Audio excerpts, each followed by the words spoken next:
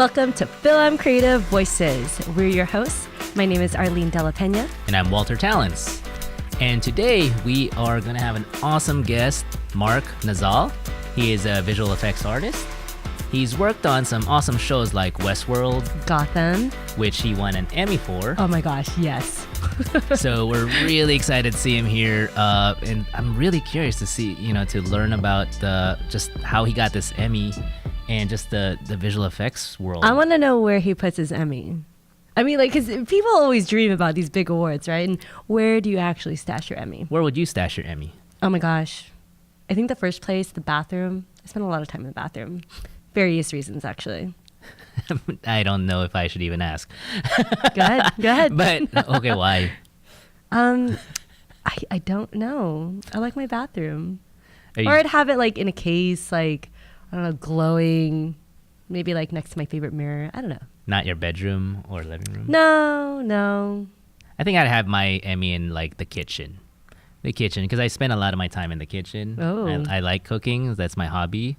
So it's just like I'm cooking with Emmy. Oh my God.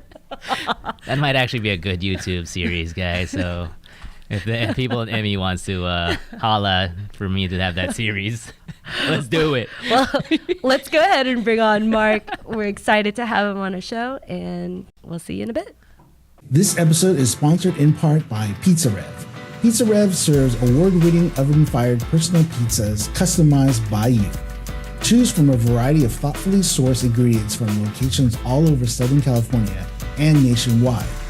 Or heat up your next meeting, event, or podcast taping with Pizza Rev Catering. Pizza Rev. Eat well, be full, be revolutionary. This episode is sponsored in part by Cafe 86. Cafe 86 specializes in tea, coffee, and desserts featuring ube, the distinctly purple Filipino yam. Coming to any of Cafe 86 locations in Southern California and now open in Las Vegas, Nevada. Try their ube crack cheesecake, turon pie tarts, and Voices Crew favorite ube leche flan cupcakes. Cafe 86, tea, coffee, and all things a la mode. Welcome back to Film Creative's Voices. I'm with visual effect artist Mark Nazal. And we just want to say thank you for being on the show, but we also want a quick shout out. Thank you to Pizza Rev for sponsoring our show and Cafe 86. Thank you for the desserts. the yummy desserts. We shared. We shared. She's lying. Don't tell my secrets, dude. Come on, we're like family now. So welcome to Voices. Well, thank you for having me. Welcome to back to the U.S. because you just came back from a trip, right? Yeah. I know. I talk about where I grew up. I feel like, okay, so every time somebody goes so where are you from? I was like, do you want the short story or the long story? That's what people usually go for. Where do you claim as home? Well, see, that's an interesting question because, okay, so I always start with, I believe I was conceived in the Middle East. And Yes. people just end up staring at me like I'm a crazy person because how the hell would you know that? I'm like, oh, they lived over there. But anyway, So yeah, for context for everyone, he just came back from Abu Dhabi and Dubai. But yeah, no, my parents both lived and worked in the Middle East. They were OFWs in the Middle East. But because they didn't have any family support and my mom was kind of afraid of the hospitals over there, during the time, they're a lot better now. But during the early development years, she wasn't sure. So she went back to the Philippines, and that's where I stayed until I was about 6. And then after that, I lived in Abu Dhabi all over again, and then Australia. And then at 18, I decided to move here, after an invitation from my cousin.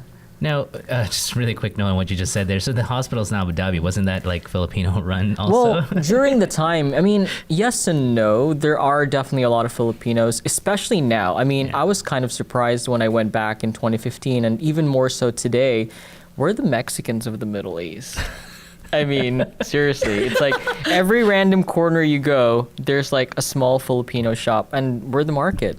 They basically cater to a lot of Filipinos. It's like you go out there, and out of random, like an Arab dude just gonna be like "Kumusta," and I'm like, okay, yeah, exactly, right? It's like pari. I'm like, I'm not your pari, dude. My dad went to Dubai. Yeah.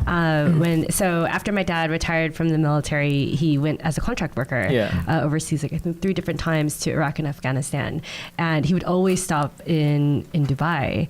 And it's weird because like my dad's super cheap, like he's like a Goodwill like fanatic, right? Yeah. And this fool comes home with gold bracelets and necklaces, and like they're like legit gold from Well, yeah, Dubai. I mean they're 18 karat minimum, right?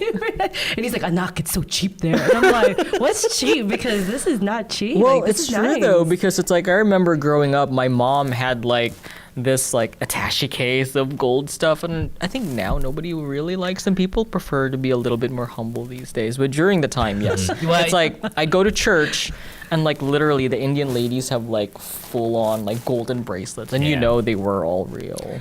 And Dang. I mean, I think it's changed too. Like Dubai is a pretty expensive city now, right? Oh yeah, it's like everything over there is pretty much twice the amount of stuff here. I remember when I went to Kuwait City, even, and it's like you can get suits, full on suits for like just really a steal. You got to go to the city?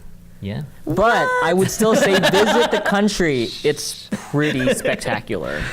Right. I was not allowed to, like, I went to the tent city on the base I was at in Kuwait. No. And they had a Ronald McDonald's there, and I was so happy. I think on that similar note with tents and stuff, like when I first moved to Australia, they were like, so did you guys live in tents? Did you ride camels? And at first I found that offensive during the time. But then again, when I moved over here, I realized I've never ridden a horse, but I have ridden a camel. That was like my goal. Is it hard to ride them? Well, it kind of feels like you're on this bouncy castle the whole time because you're just like the whole time. Like, are they like easy to steer? I don't know. I mean, I just see them spit a lot. Well, I was 6. I don't really remember so it brave. all that well. Well, no, it was at a carnival fair, so people were just like, "There's somebody doing it for you." It's not like I like went onto a camel and be like, "Hey, I'm gonna try to ride this." Just real quick story though. Like when I was in Kuwait City, it was just funny because like I was with my this was back when I was still in the army, right? Yeah. And so it was like I was the only Filipino guy or Asian guy with them. And they would stare at all my friends, and just everyone else would ignore me. And it's just because I realized later they thought I was a local or like a OFW. Like, well, see, that's the thing too. I mean, I want to kind of talk about certain cultural things, but there's definitely a cultural bias, and unfortunately, being Filipino sometimes kind of makes you susceptible to that, especially over there, where it's not like here. I feel like here you have a larger opportunity to be whatever and whoever you want to be. Over there, it's not exactly like that. You still are very susceptible to nationality or cultural bias, especially based on the first glance at you. Yeah, because they already assume you, like, what's your occupation, right? Yeah, and I hope someday that changes, but I don't see it changing anytime soon. It's something that I absolutely did not like when I was there, which is why I was really happy to come back. Now, that's one of the reasons. So yeah, and then so you moved here from Australia, and then you decide to study. Did you choose visual effects, or you kind of fell you know into what? it? Interestingly enough, and as I kind of mentioned earlier on, visual effects fell into my lap not coincidentally through here, but I was in the Middle East at the time, and I was a very curious kid. I got my first computer. I was super techie, but then it was actually because I had this friend. Her name is Davy. Davy, hi, if you're watching this. She was super creative, and I got super jealous because, you know, she could take like MS Paint and do like really amazing stuff with it, but I'm not that great. So somebody gave me Photoshop, and from there I kind of just learned, okay, well, I don't have to be that amazing, but I can do additional stuff with it. And then from there, I started looking into its animation tools. And so what eventually happened was my room became the place where a lot of people would come in for like edits, and then eventually I started doing like animated stuff and videos. So So English programming, do not judge me, please do not judge me. English programming in the Middle East was very limited.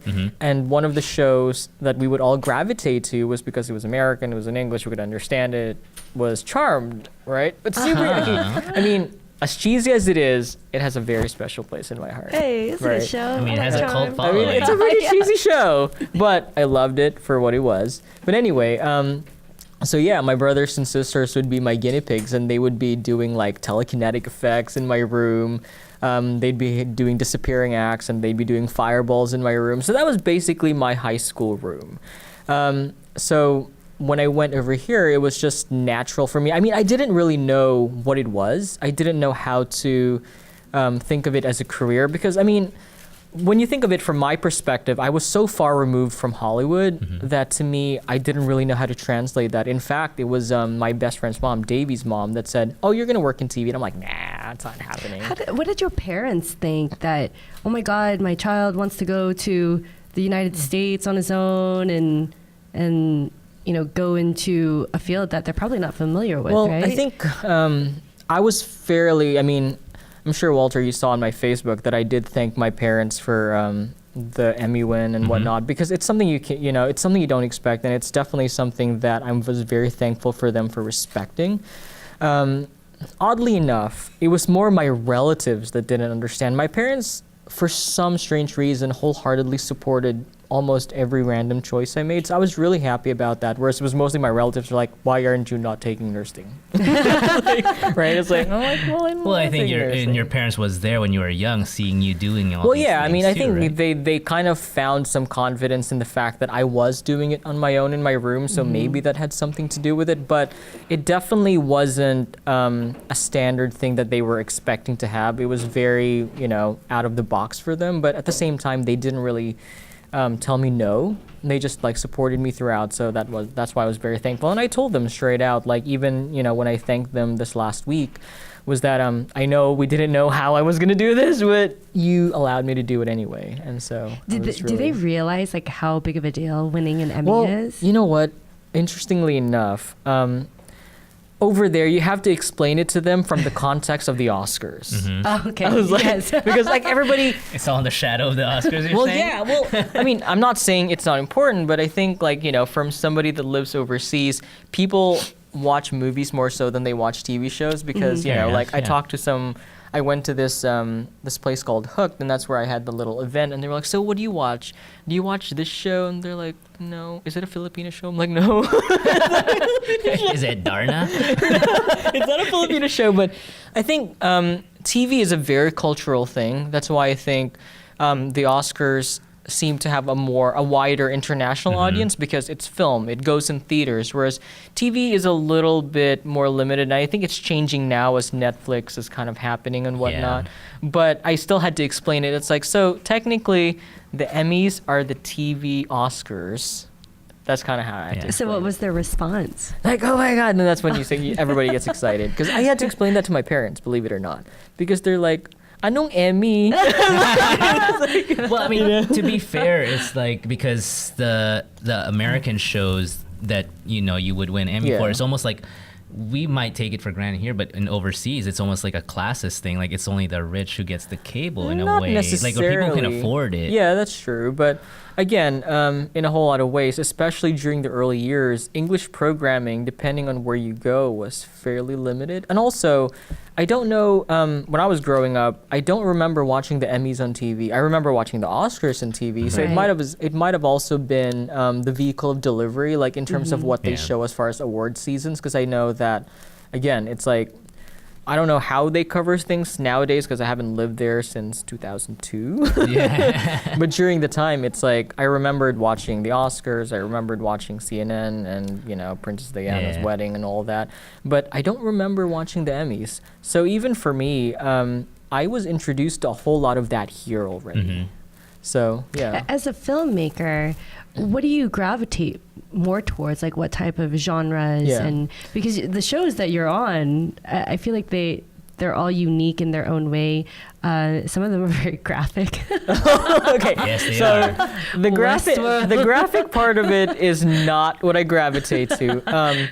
if there's one thing that I've kind of chosen to do, I've made this conscious decision ever since I got into this field, not just because of it's what I like to do, but it's also what I find most dear. Like if I were going to do anything on any genre, they would have to have a fantastical element, whether it's a comedy, whether it's a love story.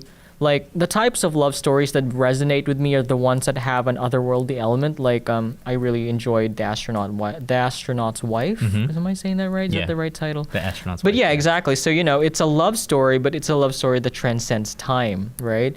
Or comedies where again, it's like I would be okay with doing different genres, but I would always have to have my brand of fantastical to go along with it. And I think that's really what I'd gravitate to, because it's not just what I know how to do, but I feel like it could also be a cultural vehicle for us.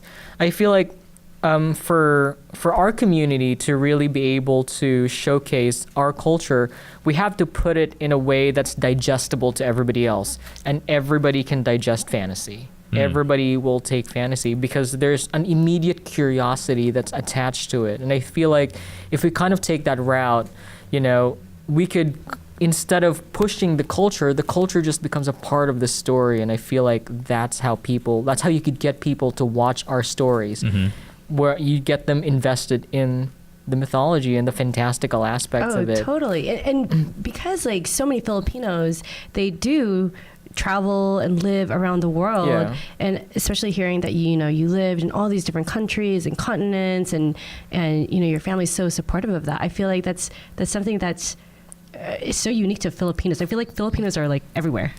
Well, we are.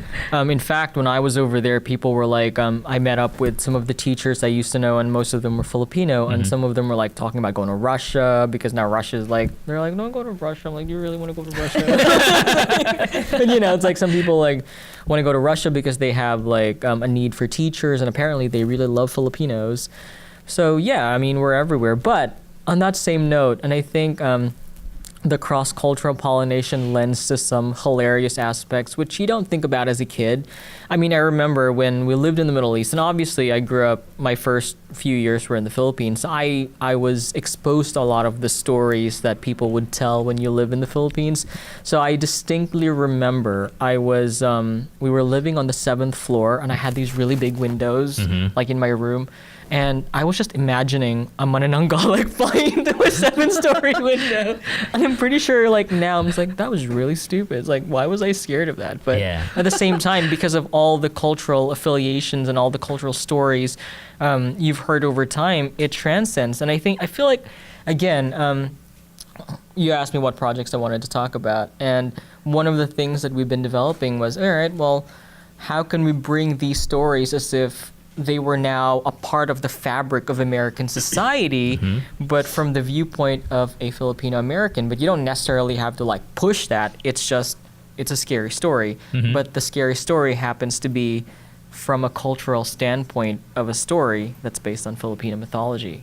That way you're not pushing the culture, you're pushing a scary movie. Yeah, well, I mean, two things. Like, even when I'm just like you, when I was a kid, I was scared. I don't know why. It was the manananggal was like the one that freaked me stories. out. Like, yeah. And then no fun stories. They're all scary. Yeah. Well, I think another thing too, in a similar way, I had a very hyper overactive imagination as a kid. I didn't grow up in the city. When I was in the Philippines, it actually wasn't in Manila.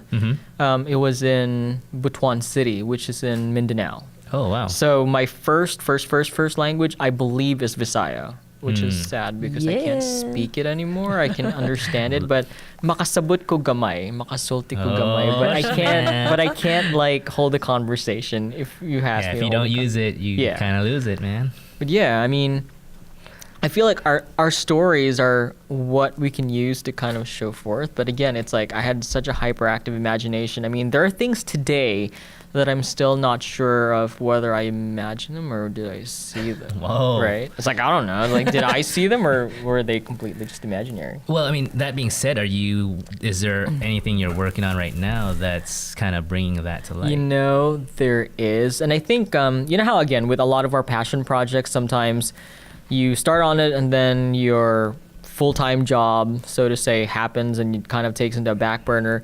And I'm kind of guilty of that, I'm not going to lie, and I think we all are. But there is a project that, in fact, was spurred by my first meeting here, which I think you know what I'm talking about. It's on my IMDb page. It's one of those stories. I don't want to spoil too much because then I'd give out everything about it. But in a nutshell, it started off as a scary story that was told to me by a lady that I worked with here, an old Filipino lady that I worked with here in the States. And she told me this story with so much conviction, like this monster was like really from her hometown. And I was like, you know what if she was? And so I kind of wrote it like that. Wow. So how much have you completed so far of that? I wrote the first script, but I was so excited I didn't even review it. I went straight to storyboards. So Leo is gonna take a look at it for the first time. Oh my God, please don't destroy it. Yes. Awesome. I was like, don't destroy it. This is a first draft that I literally just like, all right, I like it. I'm now gonna go into boards, but I'm fairly certain it could use an extra love here and there because it was like, and jot it down. Is this a different or similar or same project that you got Cynthia San Luis? That is the same project. Oh, okay, that's what I thought. So I think, you know how sometimes you gravitate to certain people for their look? Yeah. And oddly enough, so FYI, I actually got the same lady to agree to be the old lady in the short. Oh, really? And I showed her Cynthia's casting photo, and she just like, her face lit up. And she was like, oh my gosh, she looks like the person I was telling you about. What? And she was like, it's like, okay, now I'm officially creeped out, but at the same time, that's really cool. I mean, like, hopefully these creatures don't exist because I'm fairly certain after releasing it, they would hunt me down. I hope Cynthia doesn't go on set when she meets the old lady and she's like, that is me. It's like, don't give her a heart attack, please. It's like, and just background for you guys. Cynthia San Luis is hey, Cynthia. She's a Film Creative member, and they met when Mark decided to come. She was my first icebreaker partner. Yeah, actually, it was his first time coming to a Film Creative meeting, and sure enough, you found some. Just made a connection, right? It was totally random too, because again, it's like you. For me, it's all about the look. And I feel like I've always approached that with casting. Like, you can't tell me, oh, this person's a big name, they have to be it. I'm like, yeah, but they don't really look it. I feel like sometimes you try to push for certain things too much. I think it's really important that the person kind of gravitates to. And hilariously enough, a lot of my fears were subsided when she invited me to Cleopatra because I just saw her look. I was like, oh my God, it has to be you. But I didn't audition her or anything. So when she said, oh, I have this play thing, I'm like, oh, okay, I'm going to go. So I was like, oh my God, thank God she's amazing. Great. Rest easy. So for people who want to get into the VFX world, what advice would you give to them to get into it? Resilience is one of the largest things because, I think it's easy to get into anything these days, but what really will set you apart from everybody else would be your staying power. I think when I was in school here, and you know how, again, it's like a lot of people here take for granted that they're in this country. I never had that luxury because when I moved here all or nothing. I was like, all right, go big or go home. That's right. So when I was in school, certain people were like doing one thing and just one thing only, whereas for me, I had to make sure that I had to ensure my survival, basically. So I decided to learn almost every random small skill. I tried to involve myself in a whole lot of things. In fact, a whole lot of the people that I still end up working with on smaller projects these days were people that I worked with during college. They were people I collaborated with on small projects and shorts, and they've already gone on to do a lot of different work.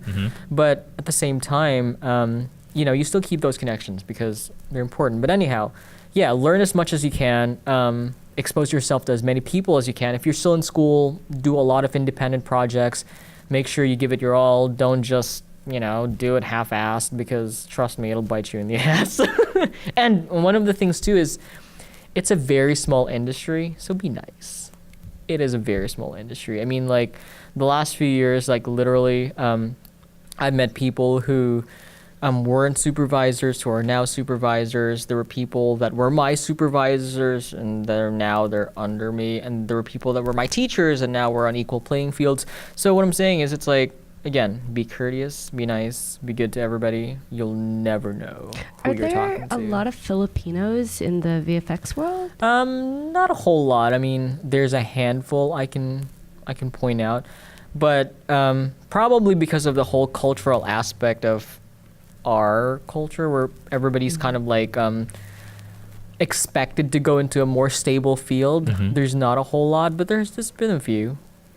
Now, going into training to become a visual effects artist, like how would you say people just recommend them to go to school or just build a portfolio and how's that? I would say go to a good school, have a good art foundation, and a good art foundation is pretty important, but I'm not going to say don't go to school, but I feel like it's definitely not one of those things, kind of like acting in particular, where you don't need a 4-year degree. Like you can certainly go with a 2-year certificate, but I think if anything, it's important to get your foot in the door, like as much as possible, like learn as much as you can, but at the same time, do some surveys as to what you want to do. I feel like visual effects today, up till today, is one of the most misunderstood parts of Hollywood because we are the youngest part of Hollywood, really.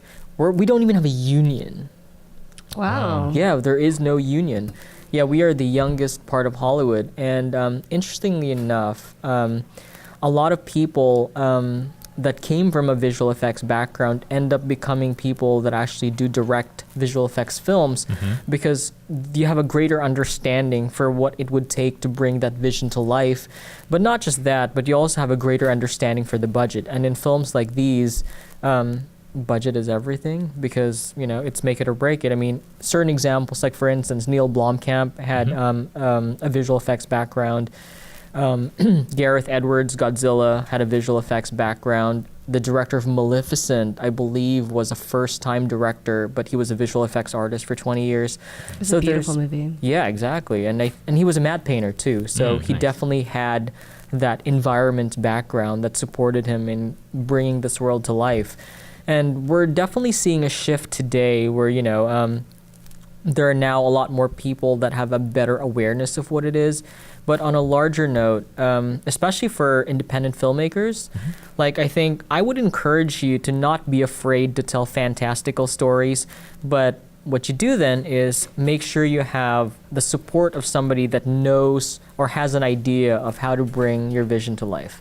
But do not be afraid of fantastical stories because, I mean, again, it's like, it's great if we have another drama, if we have another comedy, but really, like, unless people are invested in your culture, they're not going to be attracted to that. But it's very easy to sell people on, fantastical stories. And we have a lot of fantastical stories. Culturally, we do have a lot. And, how familiar are you with, Filipino, superheroes? Okay, So let me tell you about my mom. I think my mom is the person I credit most with my love for movies.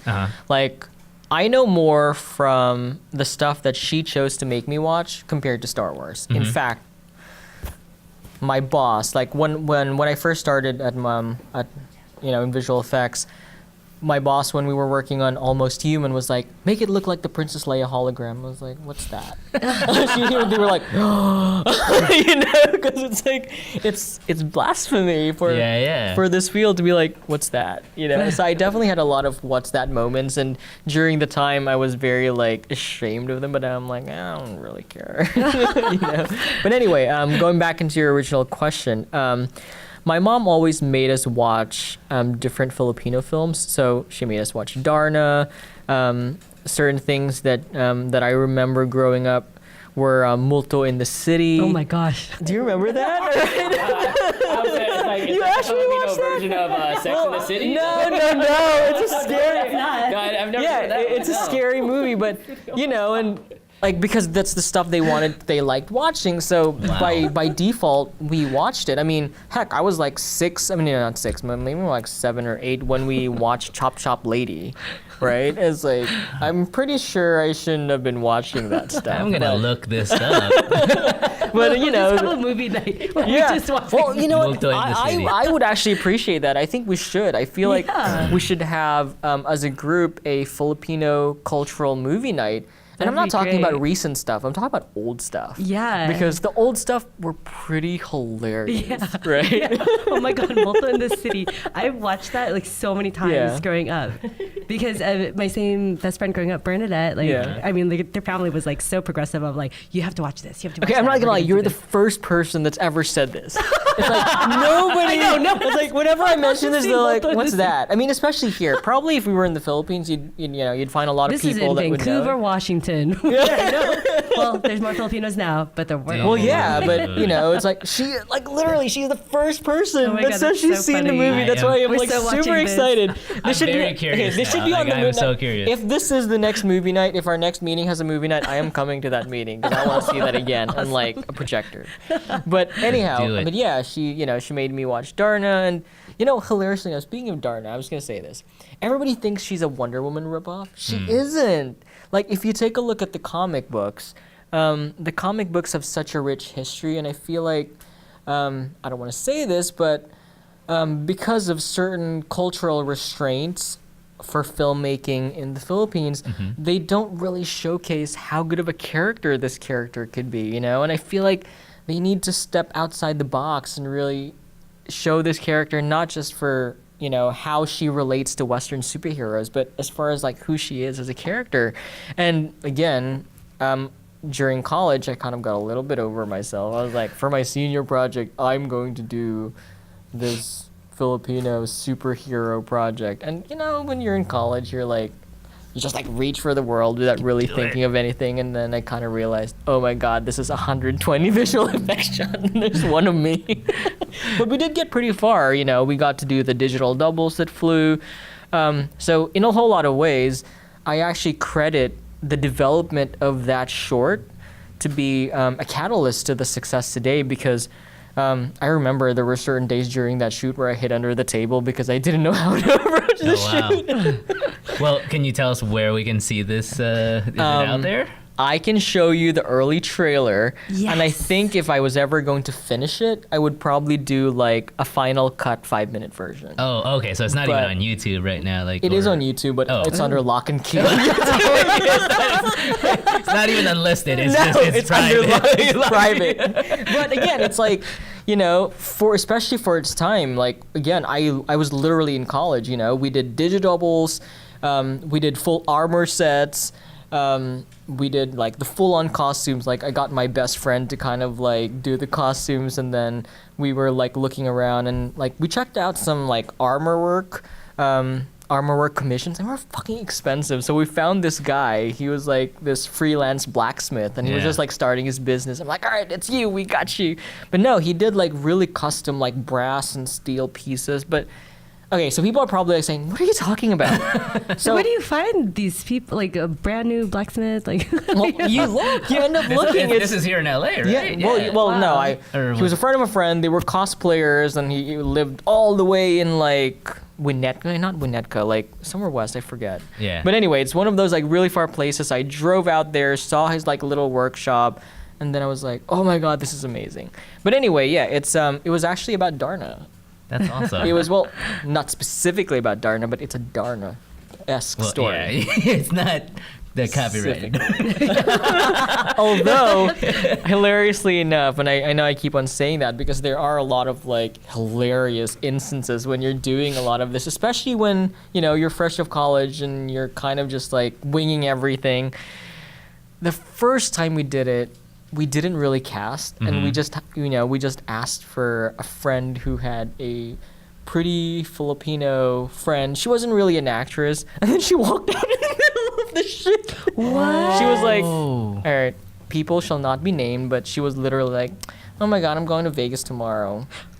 Oh my God. And that was the end of the shoot. I was like, Wow. And Oh my just God. yes, and that was it. So then we recast it. And then when we recast it, I ended up writing it longer. And then when people came in and different people started auditioning, I'm like, oh my God, I really like her. can we write it over? So it went from 2 minutes to 5 minutes to 20 minutes. I'm like, yeah. Oh my god, dang, that's crazy. So now, really, independent filmmakers, if you don't have $5 million, stick to a really short thing. Do really good shorts. Don't do 20-minute pilots when you have no budget. I mean, if you could tell a story in 5-10 minutes. Well, yeah, I'm fairly certain you could, but, we started introducing side characters. It was like Darna's universe and like... Well, no, it literally, again, from Dude, that would be this whole, awesome. little casting group, it just rollerballed into additional characters. I mean, we got some really good casting pieces out of it. Like, we got a WWE wrestler or a former WWE wrestler to be the villain. Cool. She came in, she was super amazing. Although, I'm not gonna lie. So, she's kind of like Shazam, Mm-hmm. It's like the way she transforms, she says the word and she becomes the character. So that left a lot of really funny auditions. Oh, for them saying the word. I'm pretty sure, I'm not going to share it, I'm not going to name names, but there were definitely really funny auditions. Everything from tiny squeaks to operatic to somebody sounding like they're about to go in the toilet. Oh. Right. So anyway. I mean, I think that could be a movie on its own. Like, Yeah. The whole casting process could have been a movie. Quick question, like Panday, have you heard of him? You know what? That was one of the movies I watched. What's that? He has like a magic sword. It starts off as a little tiny knife, and then he kind of think of it like, It's like He-Man, I Yeah, think, exactly. yeah. I was gonna say that. Cool. Think of it like He-Man meets Thundercats. And I Sword. mean, Oh my his God, wow. he was a comic book, right? Yeah. Originally, and then his backstory is like he's a blacksmith. I think. Yeah, he I think he forms a blade from a meteorite which had magical powers. But you know what? I really know who Walter wants to play if we ever do the movie. I think Walter wants Damn, to he play saw right Captain through me. Barbell. Captain Barbell? That's like, I feel like I've heard that think that's name, what- but I don't know what that is. I'm fairly certain that's who Walter wants to play I'm someday. game.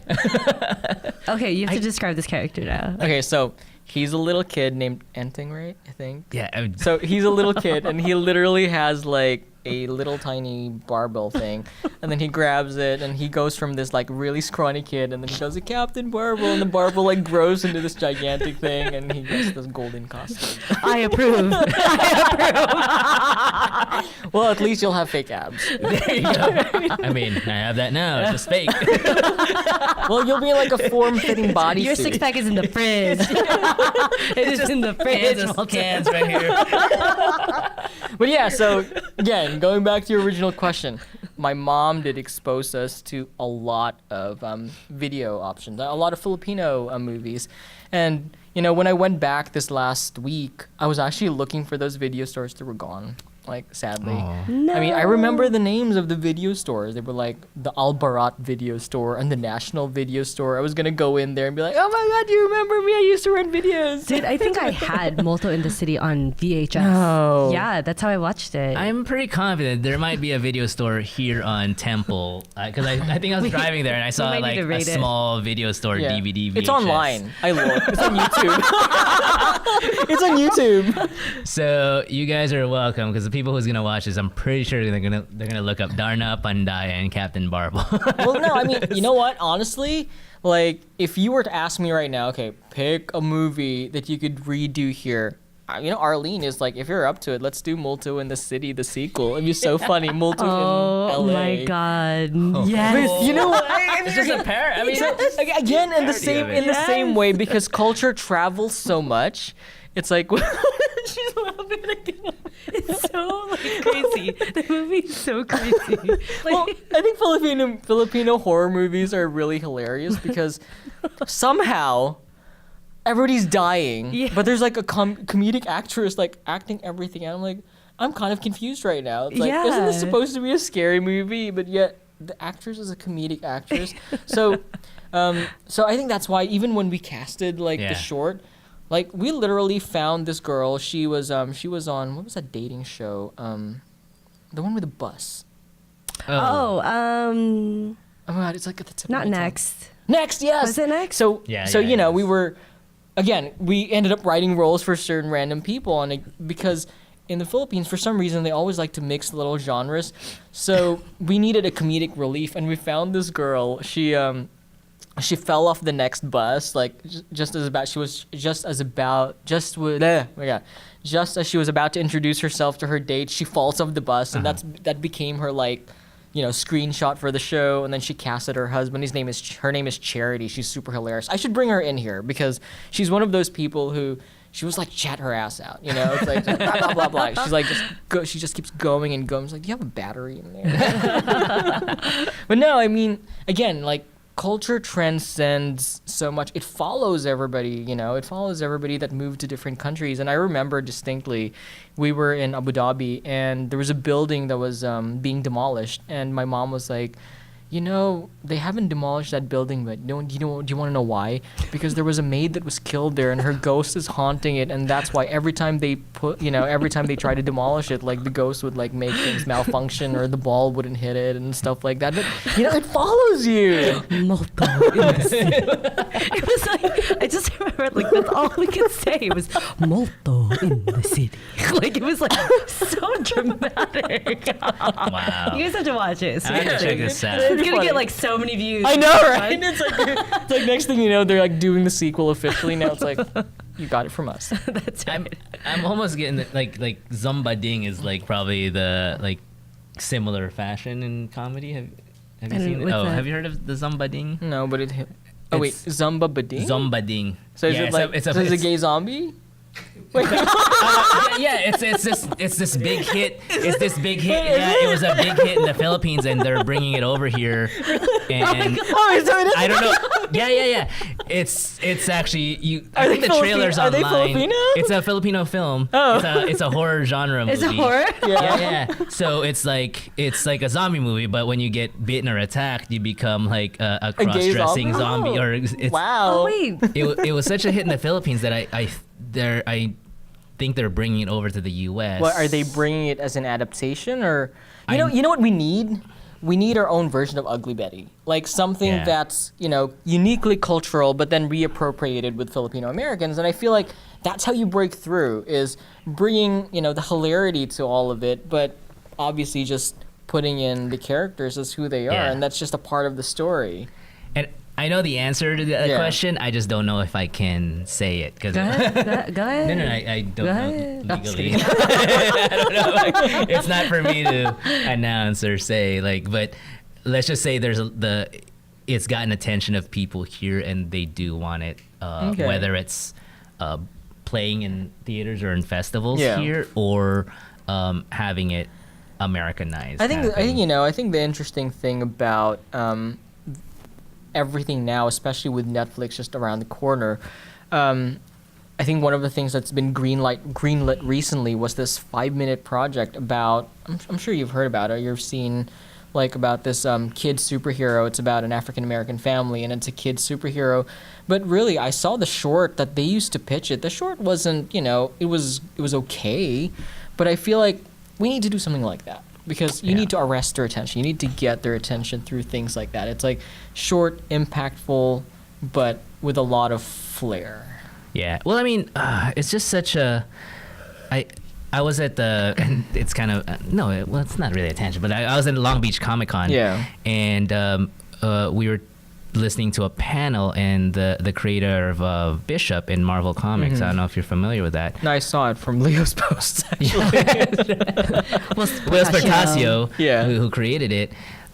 Bishop is supposed to be technically Filipino, but the people in Marvel at the time just didn't know what a Filipino was. Yeah. And I think with the awareness that we are doing as a community and as creatives and as artists, hopefully that doesn't happen in the future. I think it's been better now. I mean, like, I think one of the shows, I mean, it's a show, but Crazy Ex-Girlfriend does a very good job of like introducing Filipinos. I mean, they have a song that goes Filipino, So I think again, it's mixing it with everybody else, because as a Filipino American, you can't just have, in the same way that ER can't be all white, we can't always expect, people to be invested in watching everything with just us. It has to be all inclusive. It has to feel like a natural community here. Yeah. And again, that would kind of remove a lot of the bias or a lot of the resistance from them watching it, because as far as they're concerned, they're just watching their neighbor.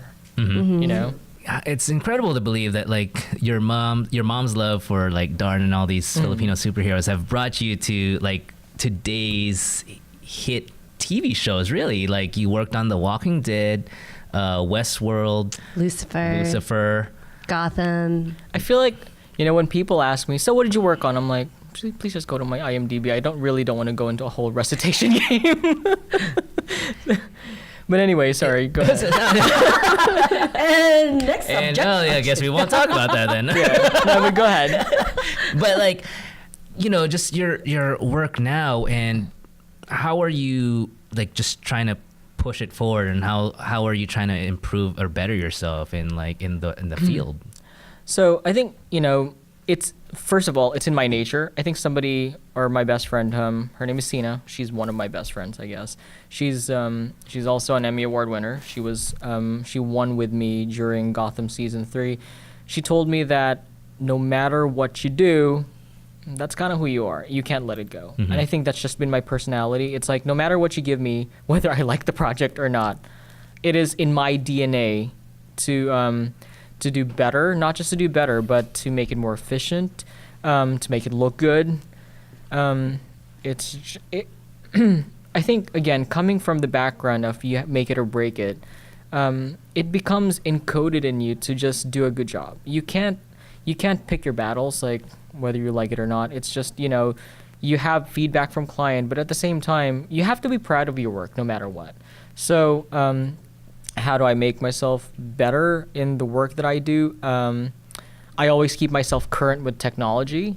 I make sure that what I'm putting forward is relevant in how everything looks today. I think really it's like our company is called the Company of Art and Science because that's what it is. It's art, but it's also science. There's a whole lot of technology aspect to it.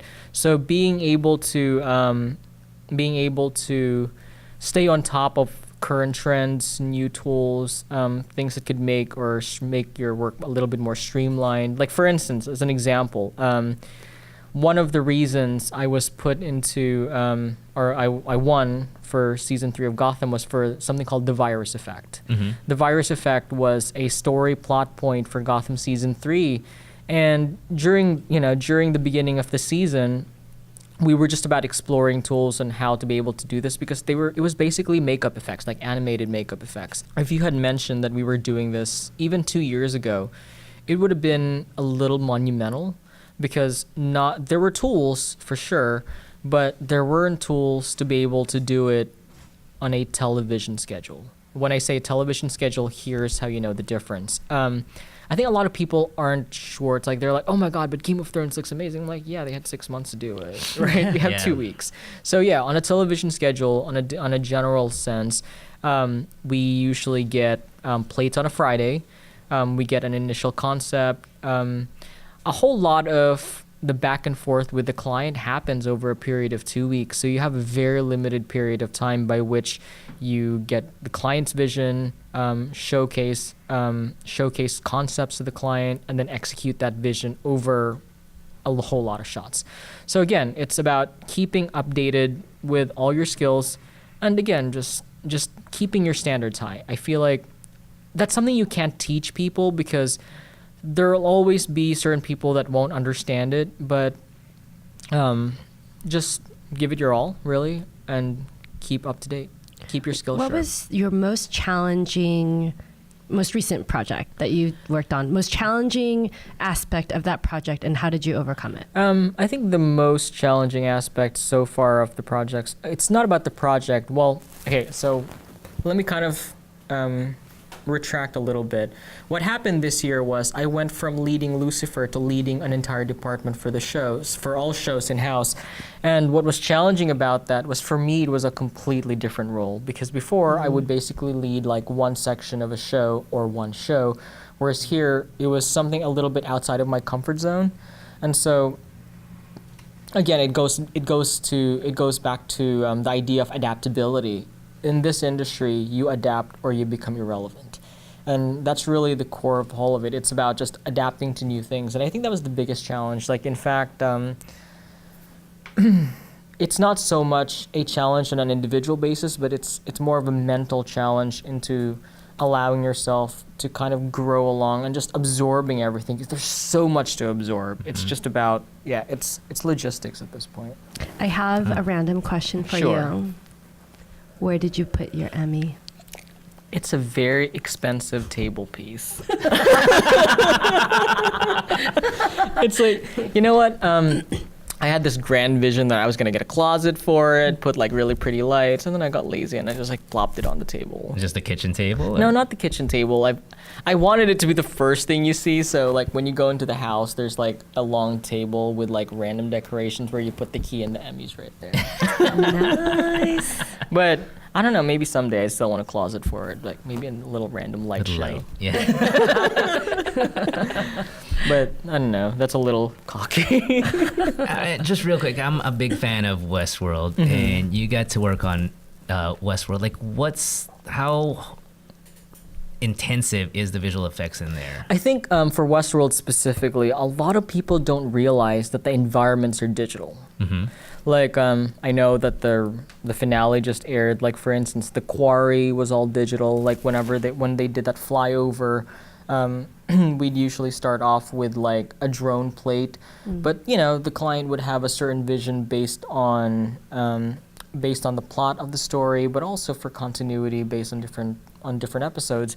But a whole lot of Westworld's environments are pretty much digital, but a whole lot of people don't know that because it feels very natural. They're not like Gotham where it's very stylized and you could tell that we're expanding the city really far out and we've got very intricate buildings. In Westworld, you've got quarries, you've got distant buildings, you've got like for instance, one of the biggest shots was I think in episode 2 where Dolores walks out into the city. Do you remember this one? Yeah. It's a really long shot of her walking out in the city, and that was shot on blue screen. Oh, wow. The only thing real was the street. Wow. Nice. So with something like that, the client would kind of tell us what they want out of the shot, and then we'd start with doing something called a previs. Previs is you kind of deciding how it's laid out. Like with visual effects, it's really good to ground everything in real world scenarios. So they would tell us the style they want, and then we'd put like different like blocking areas to kind of indicate, okay, so here's a tree, here's a car. You'd rough everything out essentially. Yeah. But that entire scene was completely digital, from the street extension to the trees, to the buildings in the far background to the traffic. The entire thing was digital. That's a lot of work. Yeah. It was a lot of work. That's crazy. It was pretty rewarding because after you watch it, you're like, that was a street shot. No, that's great. Well, thank you so much, Mark, for coming on our show and enlightening us so much about the VFX world, because a lot of people aren't familiar with it, and it's great to get first person's view of what's going on and what's current. That's amazing. Well, again, so thank you. I highly encourage people to ask around. Don't be afraid of visual effects, but at the same time, just build an awareness for it, because if you watch every major tentpole film right now, whether it's a fantasy film or a straight up drama, everything has visual effects. Yeah. I mean everything. Why do you think everything looks so pretty? I mean, The Revenant had a lot of visual effects shots. All of the background extensions, all of the vistas, those were all visual effects shots. So if you have a vision, don't be afraid of it. Consult somebody that knows visual effects, have their input, know what a visual effects supervisor does for your film. But don't be afraid of telling great stories, because you're not sure of how to execute the vision, or if you don't have the location budget, there are ways around that. So can you tell the audience how to get a hold of you? You can find me on IMDb very easily. Like literally, I am like very Googleable. Do you have social media? Yeah, find me on Facebook, Mark AJ Nazal. I'm on Twitter, but I barely open it. But I'm on Instagram a lot. So Instagram and Facebook would be the best ways to contact me. Your IG is the same as your Facebook? Pretty much. Oh, okay. Yeah. I'm pretty sure you can tell straight up from the photo. There's like, I'm holding the Emmy. Humble brag. Well, thank you very much. Thank you for coming here. I it really enlightening us, and I'm just glad to have to share a Filipino American who has an Emmy and is. We're totally gonna watch Multo in the City. I am super excited. You have to make this happen. You have to make this happen. We're gonna have to watch Meriden, make it happen, please. So thank you again, and thank you all for joining us at this episode of Philam Creative's Voices. This is Mark Nazal, and please follow Philam Creative on Facebook. Follow us on Instagram, Philam Creative, and Philam Creative Voices on Instagram. And we do have a Twitter account too, right? Follow us there. If anything, they'll link me. Yes. So please check us out. Thank you for watching. Bye. Bye. Today's episode brought to you by the good folks at Filipino Worker Center. From the heart of historic Filipino town, PWC focuses on providing programs that help meet the immediate needs of workers and their families, while at the same time building their leadership to take collective action for long-lasting change. This episode of Philam Creative Voices brought to you by the wonderful cast and crew. Director Rodney Cajudo, producer and host Walter Talens, producer and host Arlyn de la Pena, producer and director of photography Wynston Fernando, producer, sound design Charles Gray, cam ops Paolo Arcilla, Cheryl Nathan, production coordinator and staff writer Roni Canieso, production assistant Ann Cauilan, BTS photography and videography Ren Arieta.